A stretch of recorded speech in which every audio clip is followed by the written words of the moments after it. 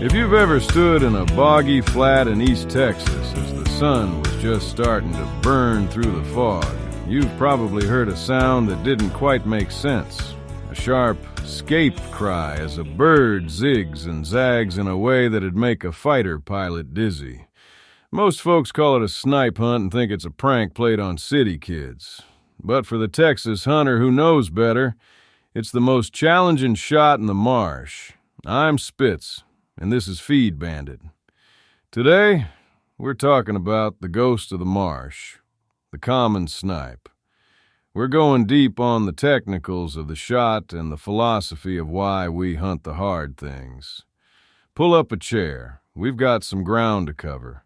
Now, looking at the radar and the TPWD reports this week, we're seeing a lot of movement.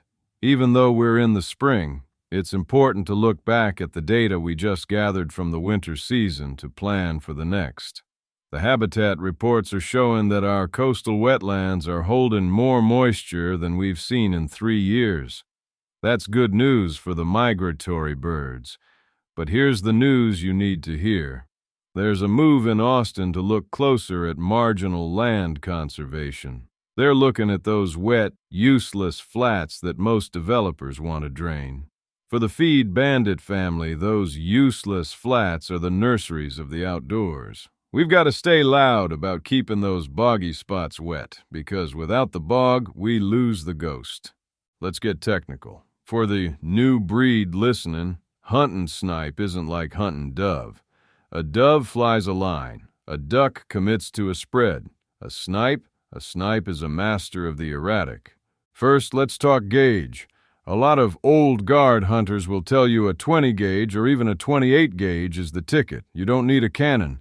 Use number 8 or number 9 lead-free shot. Remember, we're in the wetlands, so stay legal. Your choke selection is critical here. Don't go full choke trying to reach them. Use an improved cylinder. You want a wide, fast pattern because that bird is going to be 60 feet away and 4 feet left of where he started by the time your brain tells your finger to pull. The technical secret? Don't mount the gun too early. If you see that bird flush and you pull the stock to your cheek instantly, you're going to chase his tail all the way across the marsh. Wait for that second zig. Usually a snipe will make 2 hard turns and then level out for just a heartbeat before he catches the wind. That heartbeat is your window. It takes discipline. It takes a cold eye. It's the ultimate test of instinctive shooting. So why do we do it? Why walk through knee-deep mud for a bird that doesn't weigh as much as a box of shells? It's because in a world that's trying to make everything easy, the snipe hunt remains hard. Preserving the tradition means more than just keeping a calendar. It's about keeping the skills alive that our grandfathers had. Skills that didn't rely on GPS or electronic collars or $800 decoys. It was just a man, a dog, and the ability to read the land.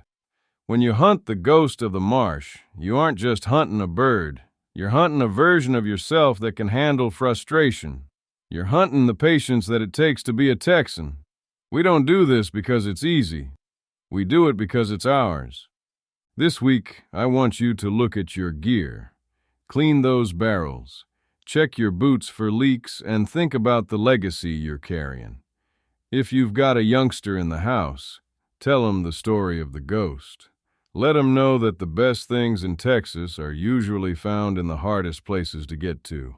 So, what do you think of that? Are we right on target, or did we totally miss the boat?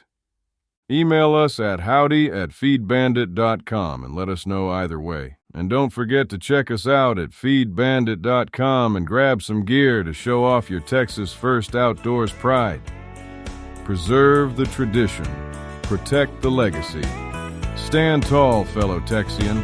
And remember, support your local feed store. We'll talk soon.